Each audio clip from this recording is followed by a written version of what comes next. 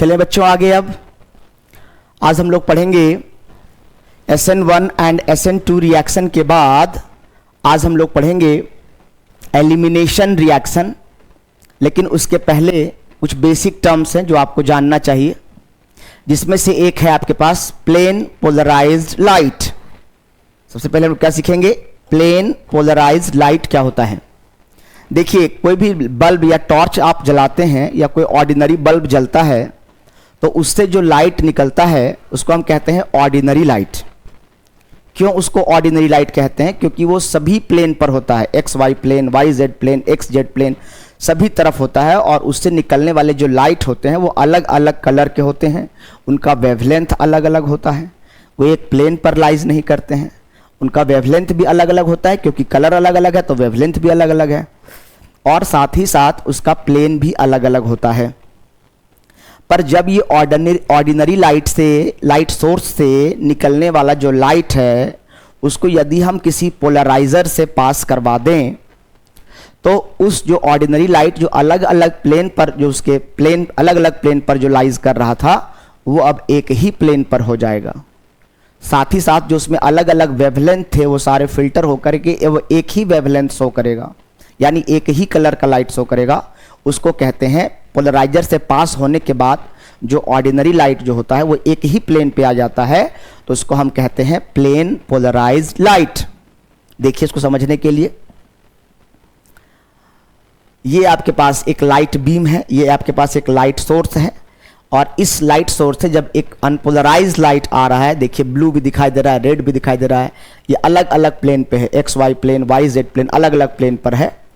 परंतु जब ये पोलराइजर को हम निकॉल प्रिज्म कहते हैं, ये कैल्साइट का बना होता है CaCO3, तो ये निकॉल प्रिज्म है या पोलराइजर है। जब उससे ये ऑर्डिनरी लाइट पास कर रहा है तो जो लाइट जो अलग अलग प्लेन पे थे वो बस एक ही प्लेन में आ गए। देखिए ब्लू वाला जो लाइट को प्लेन था वो एलिमिनेट हो गया और एक ही कलर का आ रहा है, तो मतलब ये मोनोक्रोमैटिक वेव हो गया और ये एक ही प्लेन पर लाइज कर रहा है, इसलिए इसको प्लेन पोलराइज्ड लाइट PPL या सिंपली पोलराइज्ड लाइट कहते हैं। समझ में आया क्या होता है प्लेन पोलराइज्ड लाइट? जब कोई ऑर्डिनरी लाइट किसी पोलराइजर से पास करता है तो वो एक ही प्लेन पे लाइज करने लगता है और वो मोनोक्रोमैटिक लाइट बन जाता है। वैसे लाइट को प्लेन पोलराइज्ड लाइट कहा जाता है। चलिए इसको नोट डाउन करेंगे। पहले इसका डेफिनेशन, प्लेन पोलराइज्ड लाइट क्या होता है? When a ray of ordinary light having varying wavelength, vibrating या वाइब्रेशन लिखा है उसको वाइब्रेटिंग कर लीजिएगा, vibrating in all possible directions is passed through Nicol prism, ये कैल्साइट से बना होता है। The vibrations are adjusted in only single plane is called plane polarised light, या उसको कहते हैं मोनोक्रोमैटिक। मोनो मतलब क्या होता है? वन। वैसा लाइट जिसमें एक ही टाइप का वेवलेंथ हो उसको मोनोक्रोमैटिक लाइट कहा जाता है। उसके बाद दूसरा आपके पास क्या है, ऑप्टिकली एक्टिव कंपाउंड क्या होता है? दूसरा पॉइंट है ऑप्टिकली एक्टिव कंपाउंड क्या होता है। तो वैसा कोई भी कंपाउंड जिसके ऊपर अगर प्लेन पोलराइज्ड लाइट का प्लेन पड़े और उस प्लेन पोलराइज्ड लाइट पड़ते ही अगर उस कंपाउंड में ये क्षमता है कि वो प्लेन पोलराइज्ड लाइट के प्लेन को या तो क्लॉकवाइज या एंटी क्लॉकवाइज बेंड करा दे, प्लेन के डायरेक्शन को चेंज कर दे क्लॉकवाइज या एंटी क्लॉकवाइज, वो कंपाउंड में यदि ये क्षमता है तो वैसे कंपाउंड को ऑप्टिकली एक्टिव कंपाउंड कहते हैं। नहीं समझे? एक डायग्राम के माध्यम से आपको समझाते हैं। देखिए आपके पास क्या है, ये आपके पास लाइट सोर्स है, यहाँ पर ये ऑर्डिनरी लाइट है। जब ये निकॉल प्रिज्म से पास कर रहा है तो ये एक ही प्लेन पे लाइज कर रहा है, दिखाई दे रहा है आपको। तो इसका प्लेन जो भी अलग अलग डायरेक्शन में था वो एक ही प्लेन पर आ गया है, तो इसको हम क्या कहेंगे, प्लेन पोलराइज्ड लाइट। और ये प्लेन पोलराइज्ड लाइट जब इस कंपाउंड से स्ट्राइक किया, टकराया, तो इसका प्लेन देखिए धीरे धीरे बेंड करना शुरू कर दिया। यदि प्लेन पोलराइज्ड लाइट का प्लेन कंपाउंड में जाने के बाद उसका प्लेन अगर चेंज हो जाए, रोटेट कर जाए क्लॉकवाइज या एंटी क्लॉकवाइज, बायां या दाहिना, इस कंपाउंड की ये क्षमता है कि उस प्लेन पोलराइज्ड लाइट के प्लेन को बदल दे, चेंज कर दे, घुमा दे बायां दाहिना, तो वैसे कंपाउंड को ऑप्टिकली एक्टिव कंपाउंड कहा जाता है। और अगर उस कंपाउंड में ये क्षमता नहीं है कि उस प्लेन पोलराइज्ड लाइट के प्लेन को चेंज ना कर पाए तो उसको कहते हैं ऑप्टिकली इनएक्टिव कंपाउंड। तो जो ऊपर वाला कंपाउंड है ये चूंकि प्लेन के डायरेक्शन को चेंज कर दे रहा है लाइट का, इसीलिए इसको ऑप्टिकली एक्टिव कह रहे हैं। जबकि ये जैसा जा रहा था कंपाउंड में जाने के बाद भी वैसा ही है। कंपाउंड में इतनी क्षमता नहीं है कि उसके प्लेन को बदल सके, इसीलिए इसको कहा जाता है ऑप्टिकली इनएक्टिव कंपाउंड। समझ में आया क्या होता है ऑप्टिकली एक्टिव और क्या होता है ऑप्टिकली इनएक्टिव कंपाउंड? तो देखिए इसका डेफिनेशन क्या लिखेंगे, डायग्राम भी बना लेंगे साथ ही साथ। ऑप्टिकली एक्टिव कंपाउंड क्या होता है? वैसा कंपाउंड जो एबल हो, समर्थ हो क्या करने में? रोटेट करने में। किसको रोटेट करने में? प्लेन पोलराइज लाइट के प्लेन को बायां या दाहिना, लेफ्ट या राइट रोटेट करने में अगर कैपेबल हो तो वैसे प्लेन पोलराइज लाइट, वैसे कंपाउंड को क्या कहते हैं? ऑप्टिकली एक्टिव कंपाउंड कहते हैं। और ऑप्टिकली एक्टिव कंपाउंड जो है वो प्लेन पोलराइज लाइट के प्लेन को कितना एंगल से घुमा रहा है, लेफ्ट या राइट, उसको मेजर करने के लिए हम पोलैरीमीटर डिवाइस का इस्तेमाल करते हैं। तो वही लिखा गया है कि polarimeter is a device which is used to measure the angle changed of plane by optically active compound. ठीक है, अगर वो optically active compound plane polarise light के प्लेन को दाहिना साइड घुमाता है, दाहिना साइड राइट साइड घुमाता है, तो वैसे कंपाउंड को डेक्स्ट्रो रोटेटरी कंपाउंड कहते हैं। और अगर वो बायां साइड घुमा देता है, लेफ्ट साइड घुमा देता है, तो उसको लेवो रोटेटरी कंपाउंड कहा जाता है। L for left, L for लेवो, डी फॉर दाहिना, डी फॉर डेक्स्ट्रो। अगर दाहिना साइड घुमाएगा कंपाउंड प्लेन पोलराइज लाइट के प्लेन को तो उसको डेक्स्ट्रो बोलेंगे, अगर लेफ्ट साइड घुमाएगा तो उसको लेवो रोटेटरी या एल फॉर्म कहेंगे। ठीक है, ठीक है। अब ये कहता है कि कितना ज्यादा एंगल से बेंड करेगा, यानी प्लेन पोलराइज लाइट का प्लेन का रोटेशन कितना एंगल से होगा। एक्सटेंट मतलब होता है अमाउंट, कितना मात्रा में उसका प्लेन घूमेगा, बेंड करेगा, ये किन किन बातों पर निर्भर करता है। तो उसको नोट डाउन कर लेंगे कि रिएक्टेंट के नेचर पर निर्भर करता है, लाइट के वेवलेंथ पर निर्भर करता है, कंसंट्रेशन पर निर्भर करता है, सॉल्वेंट के नेचर पर निर्भर करता है, पाथ ऑफ लेंथ, कितना डिस्टेंस से वो आ रहा है, लाइट सोर्स कहाँ पे है, कंपाउंड कहाँ पे है, उन दोनों के बीच की दूरी क्या है उस पर निर्भर करता है, और किस टेम्परेचर पर आप मेजरमेंट ले रहे हैं उस पर निर्भर करता है। तो इतनी सारी चीज़ों पर निर्भर करता है कि वो प्लेन पोलराइज लाइट का प्लेन, वो कंपाउंड कितना एंगल से बेंड करेगा, लेफ्ट या राइट। लेफ्ट करेगा तो लेवो रोटेटरी, राइट करेगा तो डेक्स्ट्रो रोटेटरी। लिख लीजिएगा। अब ऑप्टिकल आइसोमेरिज्म क्या होता है? जैसे मैं और मेरा इमेज, जब मेरे सामने मिरर रखा हो तो मेरा जो इमेज बनेगा वो थोड़ा उल्टा बनेगा। अगर मैं लेफ्ट साइड में ईयर रिंग पहना हूं तो वो राइट साइड में दिखाई देगा, और राइट ईयर में पहना हूं तो वो लेफ्ट साइड में दिखाई देगा। मैं अगर अपने बालों का पार्टीशन ऐसे किया हूं तो इमेज में उल्टा दिखाई देगा, ऐसे किया हूं तो ऐसे दिखाई देगा। समझ रहे हैं आप? तो कहने का मतलब मैं और मेरा जो इमेज होगा, हम दोनों हैं एक ही चीज, बस खाली कॉन्फ़िगरेशन उल्टा हो गया है। जो लेफ्ट में था वो राइट हो गया है, और जो राइट था वो लेफ्ट हो गया है। टॉप बॉटम नहीं हो जाएगा, बॉटम टॉप नहीं हो जाएगा। हाँ, अगर मिरर नीचे लगा देंगे, अगर फर्श पर मिरर बिछा देंगे तो जो मेरा बॉटम है वो वहां पे टॉप हो जाएगा, और जो मेरा टॉप है वो वहां बॉटम हो जाएगा। क्योंकि मिरर अभी हमने सामने लगाया है तो जो मेरा लेफ्ट है वो राइट हो जाएगा, और जो राइट है वो लेफ्ट हो जाएगा। तो मैं और मेरा इमेज है दोनों एक ही चीज, बट ऑपोजिट कॉन्फ़िगरेशन है, रिलेटिवली ऑपोजिट कॉन्फ़िगरेशन है। तो कहेंगे कि मैं और मेरा इमेज, हम दोनों एक दूसरे के आइसोमर हैं। कैसे आइसोमर हैं? तो ऑप्टिकल आइसोमर हैं। आइसोमर क्या होता है? Compounds having same molecular formula but different physical and chemical properties, उसको क्या कहा जाता है? आइसोमर्स कहा जाता है। तो आप और आपका इमेज, मैं और मेरा प्रतिबिंब, हम दोनों एक दूसरे के आइसोमर हैं। सिर्फ कॉन्फ़िगरेशन बदला है, लेफ्ट का राइट, राइट का लेफ्ट हुआ है, बाकी कोई भी चीज़ नहीं बदला है। तो हम उसको कहेंगे कि हम दोनों आपस में एक दूसरे के ऑप्टिकल आइसोमर्स हैं। और ध्यान रहे, मैं और मेरा इमेज, हम दोनों आपस में एक दूसरे के ऑप्टिकल आइसोमर्स हैं। तो हम दोनों को आपस में एक दूसरे के लिए इनैंसियोमर्स कहा जाएगा। क्या कहा जाएगा? इनैंसियोमर्स कहा जाएगा। समझ में आया? तो ऑप्टिकल आइसोमेरिज्म क्या होता है? वैसे कंपाउंड्स जिनका फिजिकल और केमिकल प्रॉपर्टीज सेम हो but differ only in the behaviour towards polarised light are called optically isomers, and the phenomenon is known as optical isomerism. Note down कर लेंगे इसको भी।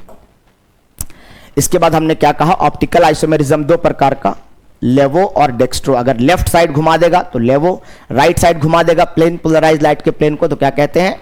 डेक्स्ट्रो रोटेटरी कहते हैं। अगर मान लीजिए कि वो कंपाउंड की क्षमता है उसमें 50% लेवो भी है, 50% डेक्स्ट्रो भी है, तो वो प्लेन पोलराइज लाइट के प्लेन को किधर भी नहीं घुमा पाएगा।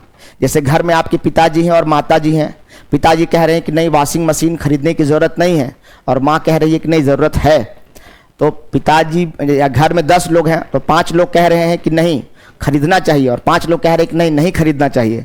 तो वैसा कंडीशन में क्या है, जब वोट इक्वल पड़े हैं, तो जब वोट इक्वल पड़ा है तो फिर कंक्लूजन क्या निकल के आएगा, वो पेंडिंग रह जाएगा ना।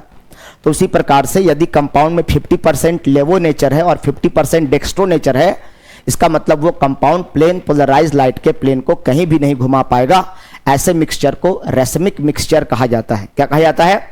रेसमिक मिक्सचर हमेशा ऑप्टिकली इनएक्टिव होते हैं, क्योंकि उनमें 50% लेवो और 50% डेक्स्ट्रो की प्रॉपर्टी होने के कारण, इक्विमोलर रेशियो में लेवो और डेक्स्ट्रो प्रेजेंट होने के कारण वैसे मिक्सचर जो ऑप्टिकली इनएक्टिव हो जाते हैं, वैसे मिक्सचर को रेसमिक मिक्सचर कहा जाता है।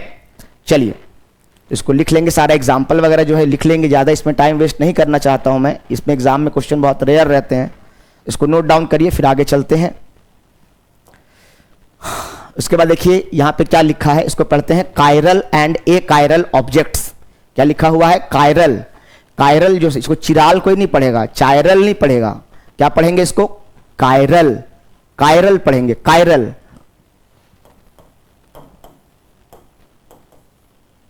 कायरल, और कायरल जो है वो एक लैटिन वर्ड है जिसका मतलब होता है हैंड। कायरल का मतलब क्या होता है? हैंड। ये आपका हाथ है, और इसका जब आप इमेज देखेंगे तो जो थंब अभी आपका दाहिना दिख रहा है, तो इसका इमेज ऐसा बनेगा, नहीं समझे? ऐसा। और अगर ये ऑब्जेक्ट, अगर इसको देख रहे हैं तो इसका इमेज ऐसा बनेगा, अगर इसको देख रहे हैं तो इसका इमेज ऐसा बनेगा। यानी ऑब्जेक्ट का इमेज अगर ऑपोजिट कॉन्फ़िगरेशन वाला बने, उसका ऑब्जेक्ट अगर कोई है और उसका इमेज अगर उल्टा बन जाए, ऑपोजिट, रिलेटिवली ऑपोजिट हो जाए, तो वैसे ऑब्जेक्ट को कायरल ऑब्जेक्ट्स कहा जाता है। जैसे आप अपने आप को अगर आईने में देखिएगा तो आप अपने आप को उल्टा पाइएगा। अगर आप लेफ्ट साइड से पार्टीशन किए हैं तो राइट दिखाई देगा। तो अगर किसी ऑब्जेक्ट का इमेज उल्टा बनता है तो वैसे ऑब्जेक्ट को कायरल कहा जाता है। याद रखना है, हाथ से, हाथ का इमेज, ये हाथ है और इसका इमेज जो बनेगा वो ऐसा बनेगा, इसका थंब जो है उल्टा हो जाएगा, ऐसा हो जाएगा। समझ रहे कहने का मतलब? तो उसको कहते हैं कायरल। परंतु कुछ चीजें ऐसी होती हैं जिसका ऑब्जेक्ट का जैसा ऑब्जेक्ट है, इमेज भी वैसा ही बनेगा। जैसे प्लेन बॉल है, एक नॉर्मल प्लास्टिक का छोटे बच्चों का बॉल है, उसका इमेज जो बनेगा वो बिल्कुल लगेगा कि वही चीज है, क्योंकि उसमें कोई डिफरेंस नहीं है, सब तरफ से उसका बराबर है। तो अगर कोई प्लेन राउंड बॉल है, उसको अगर मिरर के सामने ले जाएं तो उसका इमेज कैसा बनेगा? उसका इमेज कैसा बनेगा? वैसा ही बनेगा जैसा बॉल है। तो कहने का मतलब यह है कि जब ऑब्जेक्ट और ऑब्जेक्ट से बना हुआ इमेज दोनों का कॉन्फ़िगरेशन बिल्कुल सेम हो, 100% एज इट इज हो, तो उसको कहा जाता है ए कायरल ऑब्जेक्ट्स। और अगर कॉन्फ़िगरेशन इमेज का उल्टा हो जाए ऑब्जेक्ट से, तो उसको बोला जाता है कायरल ऑब्जेक्ट्स। तो कायरल और ए कायरल में क्या फर्क है उसको समझिए। देखिए ये हाथ का थंब इधर है, इधर हो गया। जब दोनों एक दूसरे पर सुपर इम्पोजेबल नहीं हो, सुपर इम्पोजेबल मतलब ये ऑब्जेक्ट है और ये इसका इमेज, एक के ऊपर एक को अगर लाद दीजिए, ओवरलैप करा दीजिए, अगर 100% ओवरलैप कर जाए तो उसको कहना है, अगर 100% ओवरलैप कर जाए तो क्या कहना है कि वो क्या है? सुपर इम्पोजेबल अगर इमेज दे रहा है तो उसको बोलना है कि वो ए कायरल ऑब्जेक्ट है। लेकिन देखो यहां पर सुपर इम्पोजेबल इमेज बन रहा है क्या? एक थंब इधर है और एक थंब इधर है। सुपर इम्पोजेबल अगर ऐसा रहता बिल्कुल तो इसको कहते हैं सुपर इम्पोजेबल मिरर इमेज बन रहा है, तो फिर उसको हम कहते हैं कि ये ए कायरल ऑब्जेक्ट है। यानी ऑब्जेक्ट और उसका इमेज अगर सुपर इम्पोजेबल है, इसका मतलब वो ए कायरल ऑब्जेक्ट है। और अगर सुपर इम्पोजेबल नहीं है, एक के ऊपर एक को लादा जाए, बिना हिलाए डुलाए खाली उठा के रख दिया जाए, 100% मैच कर जाए, टैली कर जाए, तो कहेंगे कि वो ए कायरल ऑब्जेक्ट है। तो ऐसे डिसाइड किया जाता है कायरल और ए कायरल ऑब्जेक्ट। इसको जरा इसको नोट डाउन कर लीजिए, आप मन में महसूस भी कर सकते हैं। वीडियो को पॉज करके, क्लास को रोक करके आप देख सकते हैं, समझ सकते हैं। इसका स्क्रीनशॉट ले लें, इसको नोट डाउन करें, कॉपी करें फटाफट, फिर आगे चलते हैं। इनैंसियोमर क्या होता है बता चुके हैं। इनैंसियोमर क्या होता है? ऑप्टिकल आइसोमर्स को इनैंसियोमर्स कहा जाता है। यानी मैं और मेरा इमेज, हम दोनों एक दूसरे के इनैंसियोमर्स हैं। क्या होता है? Compounds which are mirror image of each other 2 बार हो गया है, of each other are called enantiomers, they are not superimposable to each other. अब समझिए जरा, इन्वर्जन क्या होता है, रिटेंशन क्या होता है, रेसेमाइजेशन क्या होता है। ये आपके पास एक कंपाउंड है, यहां से शुरू हो रहा है खेला, देखो ध्यान समझो, खेला यहां से शुरू हो रहा है, ये आपके पास कंपाउंड है और इसमें सब्स्टिट्यूशन रिएक्शन हुआ है। एक्स को हटा करके उसके जगह पर आप वाई जोड़ दिए हैं, एक्स को हटाकर उसके जगह पर क्या जोड़ दिए हैं, वाई जोड़ दिए हैं। पर एक्स को हटाकर वाई जोड़ने के क्रम में बाकी के चीजों में, बाकी के मॉलिक्यूल्स में कोई परिवर्तन नहीं हो रहा है, यानी सिर्फ एक्स के जगह पर वाई हो गया है और बाकी का कॉन्फ़िगरेशन हूबहू वैसा ही है जैसा पहले था। इसको बोलेंगे कि रिटेंशन हुआ है। क्या हुआ है, रिटेंशन हुआ है, बस खाली एक्स के जगह वाई हो गया है और बाकी जो चीज जहां जैसे था वैसे अभी भी बरकरार है, पहले की तरह ही, तो बोलेंगे कि रिटेंशन हुआ है। लेकिन इस मॉलिक्यूल को इससे कंपेयर कीजिए, तो जहां पर एक्स था वहां पर वाई तो हुआ ही है, साथ ही साथ जो चीजें कॉन्फ़िगरेशन जो लेफ्ट में था वो राइट में चला गया है और कॉन्फ़िगरेशन भी उल्टा हो जाए, इन्वर्ट हो जाए, उसको कहते हैं इन्वर्जन। बताए भी थे, जैसे अम्ब्रेला लेके जा रहे हैं, हवा चला, अचानक से अम्ब्रेला ऐसे हो गया, जो ऐसे था वो कैसे हो गया, ऐसे हो गया, तो क्या कहेंगे उसको, इन्वर्जन कहेंगे।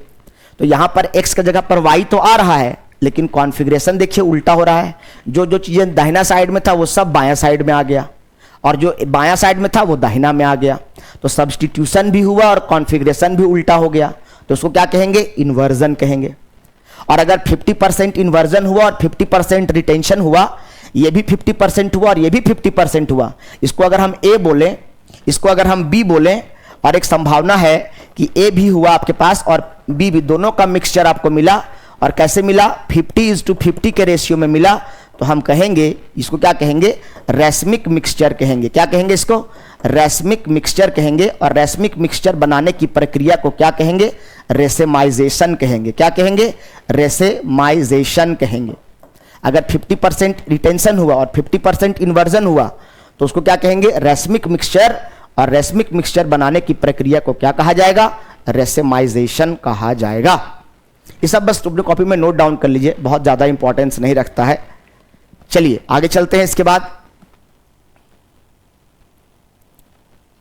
अब यहां से खेला शुरू होता है, ये इंपॉर्टेंट है, एलिमिनेशन रिएक्शन। ध्यान से समझेंगे एलिमिनेशन रिएक्शन क्या होता है। इसको समझने से पहले आपको हम पहले बेसिक बात समझाते हैं, एलिमिनेशन रिएक्शन क्या होता है, फिर आगे आपको बात समझ में आएगा। देखिए लास्ट क्लास में आपको बताया गया था, क्या बताया गया था, सब्स्टिट्यूशन और एलिमिनेशन में फर्क समझिए। मान लीजिए आपके पास ये CH3 है और यहां आपके पास CH2 है और यहां आपके पास क्लोरीन है, ठीक है, और यहां पर आपने रिएजेंट लिया है, क्या रिएजेंट लिया है, एक्वस, AQ मतलब डाइल्यूटेड बेस लिया है आपने। ऐसा करने से क्या होगा कि जहां CH3 है वो CH3 तो रहेगा, जहां CH2 है वो भी रहेगा, परंतु जहां Cl है वहां पर क्या हो जाएगा, OH हो जाएगा और K और Cl अलग अलग हो जाएगा, बाहर हो जाएंगे। नहीं समझे, यहां पे K प्लस और OH माइनस और यहां Cl पर माइनस और कार्बन पर प्लस, और ये वाला बॉन्ड अलग हो जाएगा। अब इस CH2 के पास कौन जाएगा, OH माइनस, और Cl के पास कौन जाएगा, K, तो Cl और K मिलकर क्या बन जाएंगे, ऑपोजिट चार्जेस हैं तो KCl।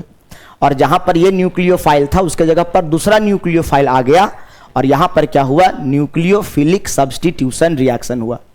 तो अगर कभी भी आपको सब्स्टिट्यूशन कराना हो, सब्स्टिट्यूशन का मतलब होता है एक को हटाकर उसके जगह पर दूसरे को जोड़ना, एक को हटाकर उसके जगह पर दूसरे को जोड़ना, उसको कहते हैं सब्स्टिट्यूशन रिएक्शन। तो जब सब्स्टिट्यूशन रिएक्शन कराइएगा हेलो एल्केन का, तो उससे क्या बन रहा है, अल्कोहल बन रहा है। लेकिन अगर एलिमिनेशन रिएक्शन कराना हो तो उसका रिएजेंट बदल जाएगा, बस जहां पर आपने एक्वस KOH लिया है, एक्वस मतलब जहां आपने डाइल्यूट पोटेशियम हाइड्रोक्साइड लिया है, वहां पर आप कंसंट्रेटेड बेस अगर ले लेते हैं, डाइल्यूट बेस के जगह पर कंसंट्रेटेड बेस ले लेते हैं, तो ऐसा करने से क्या होगा, ध्यान से समझिएगा, इस बार खेला बदल जाएगा। जिस कार्बन से हैलोजन, यहां पे क्लोरीन एक हैलोजन है, जिस कार्बन से हैलोजन लगा होता है उसको अल्फा कार्बन कहते हैं, और अल्फा के बगल वाले कार्बन को जो ठीक उसके बगल में उससे टच किया हुआ होता है उसको बीटा कार्बन कहते हैं।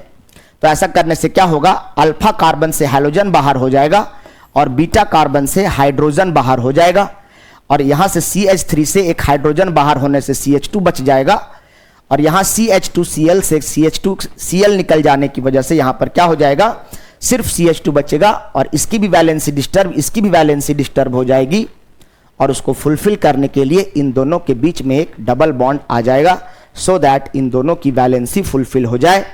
अब यहाँ पर जो बचा है Cl जो निकलेगा वो Cl माइनस बन के निकलेगा, H जो है वो H प्लस बन के निकलेगा, तो K पे प्लस और OH पे माइनस, तो KCl अलग से बन जाएगा और H और OH मिलकर के H2O अलग से फॉर्मेशन करेगा।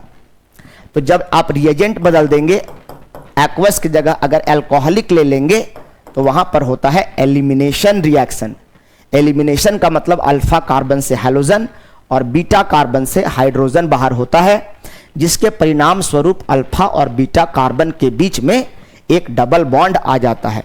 आपकी दुनिया से आपको छोड़कर कोई चला जाए तो उसके बिना आप मर नहीं जाइएगा, उसके बिना जीना भी सीख जाइएगा।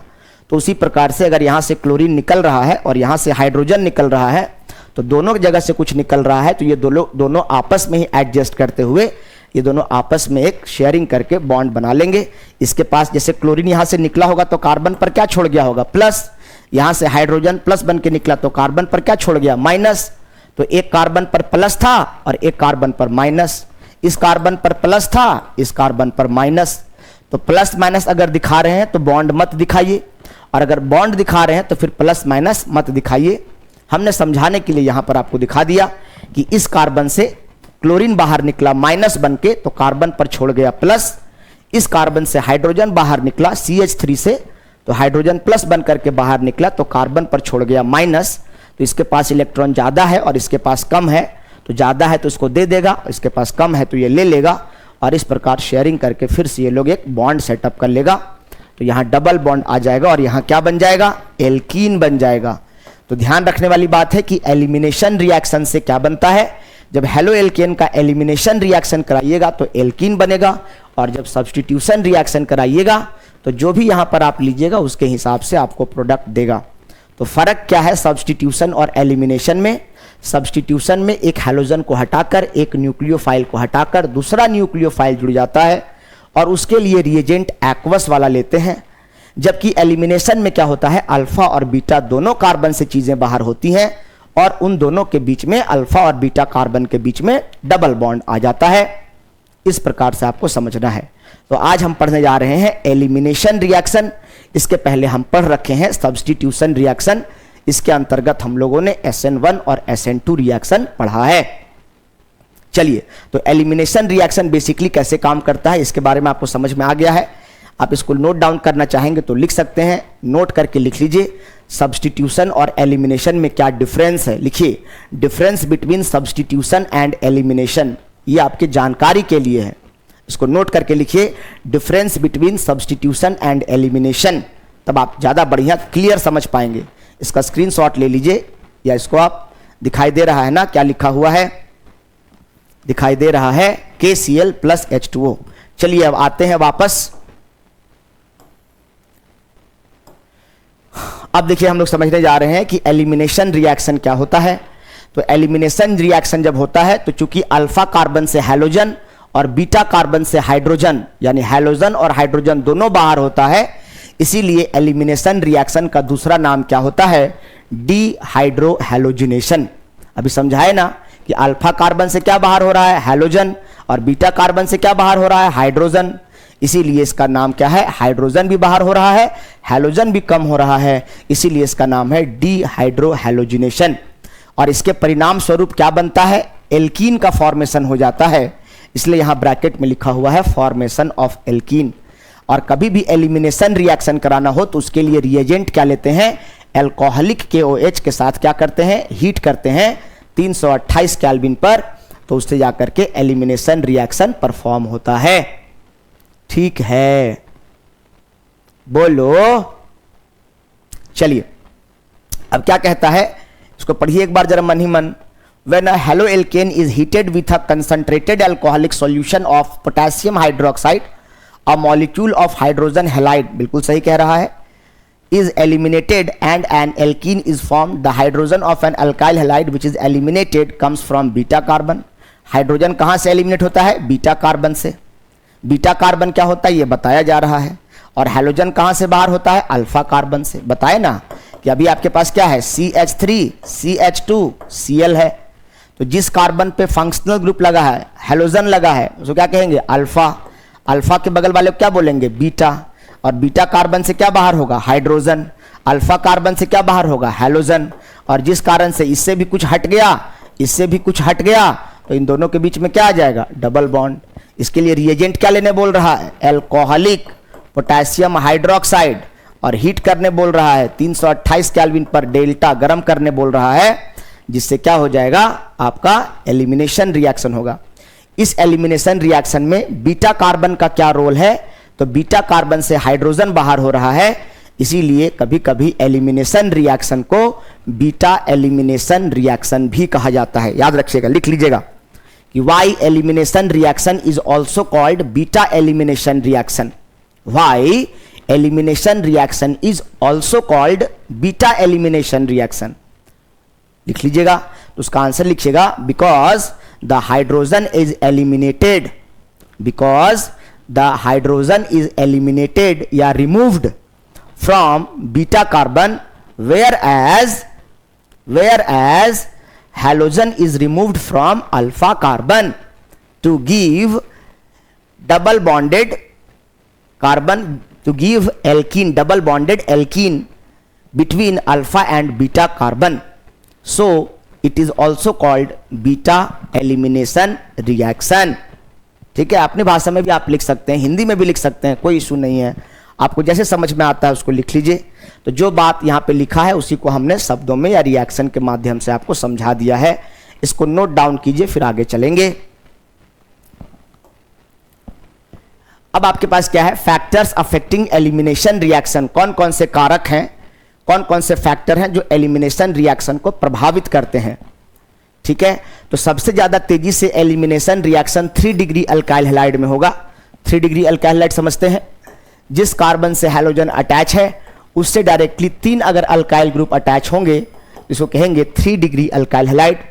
उसी प्रकार 2 डिग्री, उसी प्रकार 1 डिग्री आपको बताया गया है ये सब। तो 3 डिग्री, 2 डिग्री और 1 डिग्री में जो 3 डिग्री अल्काइल हैलाइड होगा उसमें फास्ट एलिमिनेशन रिएक्शन होगा। क्यों? क्योंकि यहां पर ये भी इलेक्ट्रॉन देने वाला, यहां पर ये भी इलेक्ट्रॉन देने वाला, यहां पर ये भी इलेक्ट्रॉन देने वाला, तो तीनों इलेक्ट्रॉन दे देकर इस सेंट्रल कार्बन के पास इलेक्ट्रॉन के डेंसिटी को बहुत ज्यादा बढ़ा देंगे। और उस इलेक्ट्रॉन को कम करने के लिए ये कार्बन इस हैलोजन को बहुत जल्दी ही इलेक्ट्रॉन डोनेट कर देगा। और यही तो ये चाहता था, हैलोजन हमको इलेक्ट्रॉन मिले और हम यहां से निकले। अब जितना जल्दी हैलोजन को इलेक्ट्रॉन मिलेगा उतना ही जल्दी हैलोजन बाहर होगा, और जितना जल्दी हैलोजन बाहर होगा उतना ही काम आसान हो जाएगा, रिएक्शन फास्ट हो जाएगा। तो इसीलिए कहा जाता है कि एलिमिनेशन रिएक्शन में सबसे fast elimination reaction 3 degree alkyl halide करते हैं, क्योंकि उनके पास 3 इलेक्ट्रॉन डोनेटिंग ग्रुप हैं। इसको क्या कहा जाता है? Electron donating group. Alkyl group हमेशा इलेक्ट्रॉन डोनेटिंग ग्रुप होते हैं, मिथाइल ग्रुप। तो जितना ज्यादा इलेक्ट्रॉन डोनेटिंग रहेगा वो उतना फास्ट ही रिएक्शन करेगा। इसकी कहता है दिस, ऐसा क्यों होता है? क्योंकि ये इलेक्ट्रॉन डोनेटिंग ग्रुप होते हैं, ईडीजी ग्रुप होते हैं, और इलेक्ट्रॉन डोनेटिंग ग्रुप को हम लोग प्लस आई ग्रुप भी कहते हैं। क्या कहते हैं?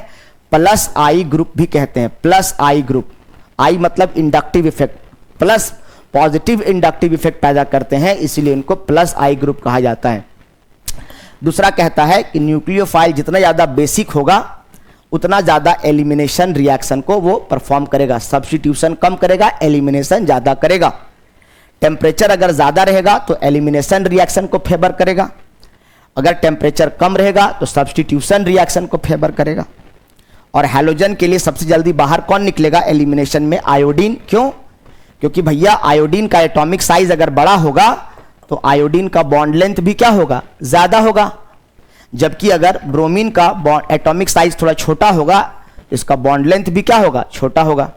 अब जितना बड़ा बॉन्ड लेंथ होगा उसका बॉन्ड स्ट्रेंथ उतना ही कम होगा, यानी ये बॉन्ड उतना ही कमजोर होगा। जितना लंबा बॉन्ड उतना कमजोर बॉन्ड, और बॉन्ड लंबा कब होगा? जब एटॉमिक साइज बड़ा होगा।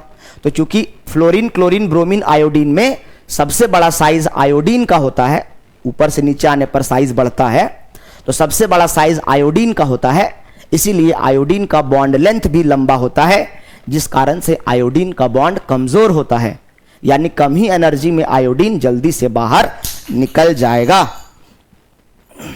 कम ही एनर्जी में आयोडीन बाहर निकल जाएगा। और इसी कारण से ये फास्ट एलिमिनेशन आयोडीन करेगा, उसके बाद ब्रोमीन, उसके बाद क्लोरीन। चलो इसको भी कहीं नोट डाउन कर लो अपने भाषा में जो लगता है कि मुझे लिखना चाहिए, नोट डाउन करके लिखते जाया करो, ठीक है। नोट्स को पढ़िए, खाली लेक्चर अटेंड करने से कुछ नहीं होगा, नोट्स भी रिवाइज करना चाहिए, पढ़ना चाहिए खाली समय में बैठ करके 1-2 बार, देखिएगा चैंपियन हो जाइएगा आप। अब देखिए सेटजेफ रूल क्या कहता है, देखिए सेटजेफ रूल क्या कहता है, यहां पर आपको हम उसको बेहतर तरीके से समझाते हैं, जब ध्यान समझो। सेटजेफ रूल क्या कहता है, ध्यान समझिएगा।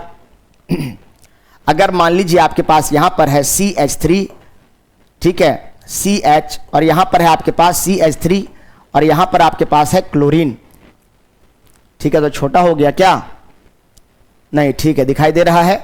अब यहां पर ये कार्बन अल्फा हो गया और ये दोनों कार्बन क्या हो गए, बीटा कार्बन हो गए। क्या हो गए भाई साहब, बीटा कार्बन हो गए। तो भैया अगर दो अलग, जितना बीटा कार्बन है उन सभी बीटा कार्बन से आप हाइड्रोजन को बाहर निकालो। अगर दोनों प्रोडक्ट जो बने हैं, यहां 2 बीटा कार्बन है मतलब 2 प्रोडक्ट बनेगा। अगर दोनों प्रोडक्ट का नाम सेम बना तो वो प्रोडक्ट एक ही माना जाएगा। अगर प्रोडक्ट अलग अलग नाम का बना मतलब दोनों प्रोडक्ट अलग अलग माना जाएगा। तो मान लीजिए इसको हमने बोल दिया बीटा 1 और इसको हमने बोल दिया बीटा 2।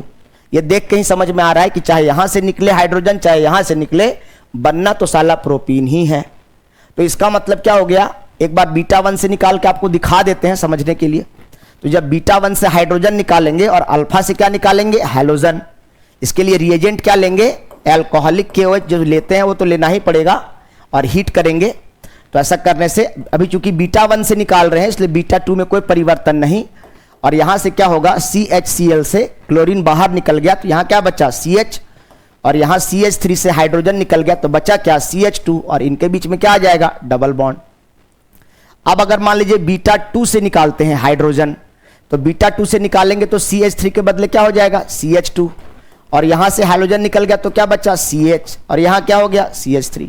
अब इस कार्बन से हाइड्रोजन निकला और इस कार्बन से हाइड्रोजन निकला तो इन दोनों कार्बन के बीच में क्या आ जाएगा, डबल बॉन्ड। अगर दोनों प्रोडक्ट का नाम सेम है मतलब दोनों प्रोडक्ट सेम माना जाएगा। यहां पर डबल बॉन्ड इधर है तो काउंटिंग इधर से होगा और इसका नाम हो जाएगा, 3 कार्बन का चेन है तो इसको बोलेंगे प्रोपीन। यहां पर भी 3 कार्बन का चेन है और डबल बॉन्ड यहां पर है 1 नंबर पर, तो 1 लिख के तो दर्शाया नहीं जाता है, इसलिए इसको क्या बोल रहे हैं, प्रोपीन। तो दोनों प्रोडक्ट का नाम सेम है इसलिए दोनों प्रोडक्ट क्या बनेगा, सेम ही बनेगा, यहां कोई इशू नहीं है। परंतु अगर मान लीजिए कंपाउंड ऐसा रहता, suppose that CH3, CH2, CH और यहां Cl और यहां पर रहता CH3, इस कंपाउंड को थोड़ा चेंज कर दिए। अब ये हो गया अल्फा और ये हो गया बीटा और ये हो गया बीटा। भैया अल्फा जिस कार्बन में हाइड्रोजन रहता है उसको अल्फा कहते हैं, और अल्फा से जुड़े हुए कार्बन को क्या कहते हैं, बीटा कार्बन कहते हैं, और बीटा के बाद वाले को गामा कार्बन कहते हैं। तो गामा से हमको थोड़े मतलब है, हमको तो खाली अल्फा और बीटा से मतलब है ना प्यारे। इसका मतलब क्या करेंगे, 2 बीटा कार्बन है तो दोनों से प्रोडक्ट निकाल के देखते हैं, एलिमिनेशन करा रहे हैं, इसीलिए क्या लेंगे, अल्कोहलिक पोटेशियम हाइड्रोक्साइड, और हीट करेंगे। इसको मान लीजिए बीटा 1 बोलते हैं, इसको बोलते हैं बीटा 2। जितना बीटा कार्बन है उतनी संभावनाएं हैं और सभी संभावनाओं को लिखिए। और अगर नाम सेम आ रहा है मतलब प्रोडक्ट सेम है, नाम अलग अलग आ रहा है तो प्रोडक्ट भी अलग अलग माना जाएगा, ठीक है। चलो तो यहां गामा कार्बन में तो कोई परिवर्तन नहीं होगा। इस बार हम मान लीजिए बीटा 1 से निकालते हैं, किससे निकालते हैं, बीटा 1 से निकालते हैं यहां से, तो बीटा 2 में तो कोई परिवर्तन नहीं आएगा, तो ये CH2 जैसे है वैसा ही रह जाएगा, और यहां पर CH जैसा है वैसा रह जाएगा। यहां से क्लोरीन बाहर हुआ, इस अल्फा से क्या बाहर हुआ, क्लोरीन, और CH3 से हाइड्रोजन बाहर हुआ, तो यहां बच गया CH2 और यहां आ गया डबल बॉन्ड। चलो इस बार हम कहां से निकालते हैं, बीटा 2 से निकालते हैं, तो गामा में तो कोई परिवर्तन नहीं होगा, तो ये CH3 जैसा है वैसा ही रहेगा, और बीटा 2 मतलब CH2 से हाइड्रोजन बाहर निकाल रहे हैं तो यहां क्या बचेगा, CH हो जाएगा। यहां से हाइड्रोजन बाहर होगा तो यहां CH डबल बॉन्ड, और यहां पर क्या हो जाएगा, CH3। अगर दोनों प्रोडक्ट का नाम सेम बना है मतलब दोनों प्रोडक्ट सेम है, नाम अलग अलग है मतलब प्रोडक्ट भी अलग अलग माना जाएगा।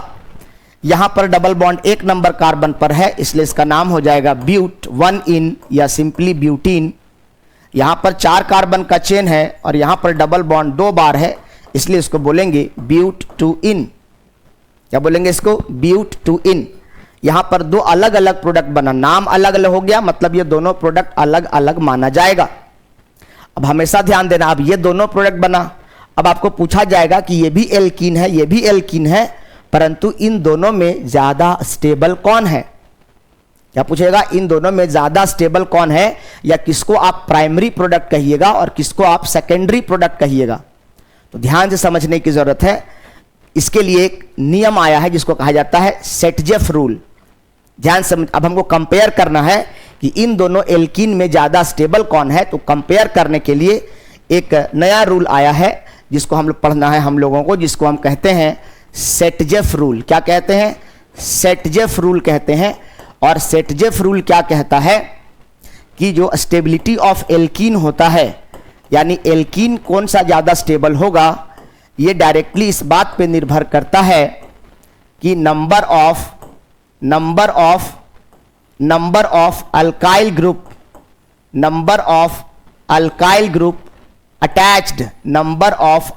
Group attached to the doubly bonded, या विनाइलिक कार्बन कह सकते हैं, डबली बॉन्डेड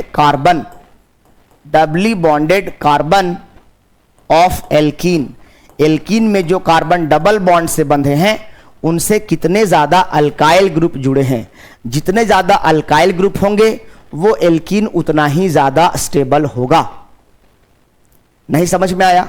ये इसको सरल भाषा में अगर हम कहें तो स्टेबिलिटी ऑफ एल्कीन अगर आप समझना चाहते हैं तो आप ऐसे भी समझ सकते हैं कि वो वाला एल्कीन ज्यादा स्टेबल माना जाएगा इन्वर्सली प्रोपोर्शनल टू जिसके पास नंबर ऑफ विनाइलिक हाइड्रोजन जितना कम होगा, विनाइलिक हाइड्रोजन जितना कम होगा वो उतना ही ज्यादा स्टेबल माना जाएगा। विनाइलिक हाइड्रोजन क्या होता है भाई? अरे पहले बता चुके हैं, अलाइलिक विनाइलिक। देखो CH3 CH double bond CH3। ध्यान समझो, जो कार्बन डबल बॉन्ड से बंधे होते हैं उन कार्बन को विनाइलिक कार्बन कहा जाता है। क्या कहा जाता है? जो कार्बन डबल बॉन्ड से बंधे होते हैं उनको विनाइलिक कार्बन कहा जाता है। यानी ये कार्बन विनाइलिक है, ये कार्बन विनाइलिक है, और विनाइलिक के ठीक बगल वाले कार्बन को एलाइलिक कार्बन कहा जाता है। क्या कहा जाता है? एलाइलिक कार्बन कहा जाता है। अब इंडिया में रहने वाले को इंडियन कहते हैं, तो भैया विनाइलिक कार्बन से जो हाइड्रोजन जुड़ा होगा उसको विनाइलिक हाइड्रोजन कहेंगे। यानी अगर हमसे पूछा जाए कि इस कंपाउंड में विनाइलिक हाइड्रोजन की संख्या कितनी है, तो हम कहेंगे क्योंकि यहां पर इस कंपाउंड में दो ही विनाइलिक कार्बन है और इस विनाइलिक कार्बन से एक हाइड्रोजन जुड़ा है और इस विनाइलिक कार्बन से एक हाइड्रोजन जुड़ा है, यानी टोटल विनाइलिक हाइड्रोजन की संख्या अगर हमसे पूछा जाए तो हम कहेंगे कि टोटल इस कंपाउंड में विनाइलिक हाइड्रोजन की जो संख्या है वह कितना है? 2 है। VH मतलब विनाइलिक हाइड्रोजन लिखे हैं। यानी विनाइलिक कार्बन से जितना ज्यादा हाइड्रोजन जुड़ा रहेगा उसको विनाइलिक हाइड्रोजन कहा जाएगा, और विनाइलिक हाइड्रोजन जितना ज्यादा होगा वो एल्कीन उतना ही कम स्टेबल माना जाएगा, क्योंकि इन्वर्स का रिलेशन है ना प्यारे। और यहां पर क्या कहता है कि डबली बॉन्डेड कार्बन से जितना ज्यादा अल्काइल ग्रुप जुड़ा रहेगा वो उतना ही ज्यादा स्टेबल माना जाएगा। अब जरा वापस आओ, मैं क्या बता रहा था, यहां पे वापस आओ जरा। अब जरा देखो ध्यान से, ये जो कंपाउंड बना आपके पास, ये 2 कंपाउंड बना। अब इन दोनों में आपको कंपेयर करना है भैया कौन ज्यादा स्टेबल है। तो जो कार्बन डबल बॉन्ड से बंधे हैं, ये दोनों कार्बन डबल बॉन्ड से बंधे हैं, इनसे कितना अल्काइल ग्रुप जुड़ा है, तो ये पूरा एक अल्काइल ग्रुप माना जाएगा। कितना अल्काइल ग्रुप माना जाएगा? 1। और यहां पर ये दोनों कार्बन डबल बॉन्ड से बंधे हैं तो उनसे कितना, इधर 1 जुड़ा है, इधर 1 जुड़ा है, यानी इधर टोटल अल्काइल ग्रुप की संख्या कितनी है इसमें, नीचे वाले में 2। इसका मतलब सेटजेफ रूल के हिसाब से चूंकि नीचे वाले एल्कीन में अल्काइल ग्रुप की संख्या 2 है, इसीलिए ये वाला कंपाउंड ज्यादा स्टेबल माना जाएगा और इसीलिए ये वाला मेजर बनेगा, ये वाला मोर स्टेबल माना जाएगा। क्यों मोर स्टेबल माना जाएगा? क्योंकि सेटजेफ कहता है कि वो वाला एल्कीन ज्यादा स्टेबल होता है जिस एल्कीन के पास अल्काइल ग्रुप की संख्या ज्यादा होती है। अब यहां चूंकि एक ही अल्काइल ग्रुप जुड़ा है डबल बॉन्डेड कार्बन से, इसीलिए ये उतना स्टेबल नहीं है, इसीलिए ये कम बनेगा, इसीलिए इसको माइनर कहेंगे। नहीं समझ पाए भैया मेरे? मैं कह रहा हूं, नहीं धंस रहा है तो उतना समझो। जो कार्बन डबल बॉन्ड से बंधा होता है उसको विनाइलिक कार्बन, और विनाइलिक कार्बन से जुड़े हुए हाइड्रोजन को विनाइलिक हाइड्रोजन। तो यहाँ विनाइलिक हाइड्रोजन की संख्या कितनी है? 2। यहाँ विनाइलिक हाइड्रोजन की संख्या कितनी है? 2 यहाँ और 1 यहाँ, 3। यहाँ पर विनाइलिक हाइड्रोजन कितना है? 3। यहाँ पर विनाइलिक हाइड्रोजन कितना है? 2। तो भैया जिसके पास विनाइलिक हाइड्रोजन कम रहेगा वो ज़्यादा स्टेबल होगा। अभी तुरंत ना बताए कि विनाइलिक हाइड्रोजन और नंबर ऑफ विनाइलिक हाइड्रोजन और स्टेबिलिटी ऑफ एल्कीन में इन्वर्स का रिलेशन है। तो या तो डायरेक्ट रिलेशन से देख लो या इन्वर्स के रिलेशन से देख लो। इसको लिख लो आप कहीं पर, उसको लिख लो, यही है आपका सेटजेफ रूल। उतना लंबा चौड़ा स्टेटमेंट जानने की जरूरत नहीं है, क्वेश्चन एग्जाम में बनाने से मतलब है। या तो ये समझ लो आप या ये समझ लो। आपको हम बता दिए विनाइलिक कार्बन क्या होता है, विनाइलिक हाइड्रोजन क्या होता है। आप इसका स्क्रीनशॉट ले लीजिए, वीडियो को पॉज करके पहले लिख लीजिए बच्चे आप, उसके बाद आगे चलेंगे। और ये आपको समझाने के लिए हम बताए थे कि अगर सेटजेफ रूल क्या एप्लीकेबल होता है, क्या होता है सेटजेफ रूल, इसके बारे में। ठीक है, इसका भी स्क्रीनशॉट ले लीजिए, वीडियो को पॉज करके लिखिए बातों को। नहीं दिखाई दे रहा है, रुको, अब दिखाई दे रहा है। कैमरा थोड़ा सा मैंने ट्विस्ट किया है, देखो अब दिख रहा होगा। तो अब आपको दिखाई दे रहा है विनाइलिक हाइड्रोजन यहाँ पर 2 है, वहाँ पे 3 है। ठीक है, चलो अब तो लो हीरा हो गया, चैंपियन एकदम। इसके बाद क्या पढ़ना है? अच्छा, एक बात थ्योरी देखना चाहते हो तो तुम देख सकते हो। यहाँ तुमको देखना चाह रहे थे ये क्या होता है, सेटजेफ रूल यही था, इसी को मैंने समझाया था। इसके आधार पर कुछ क्वेश्चंस हम लोग अब अगली क्लास जब करेंगे तो उसमें मैं आपको कुछ होमवर्क दूंगा करने के लिए, उसको आप लोग करिएगा। ठीक है, तो सेटजेफ रूल पर आधारित कुछ क्वेश्चन मैं आपको प्रैक्टिस करने के लिए अगली क्लास में दूंगा। अभी मैं लेकर आया नहीं हूँ, तो अगली क्लास में आपको इस पर कुछ क्वेश्चंस करने के लिए मिलेंगे। अगली क्लास बहुत जल्दी कल ही आएगी, होप सो। तो और इसके आगे हम लोग फिर पढ़ेंगे chemical reaction of hello arene.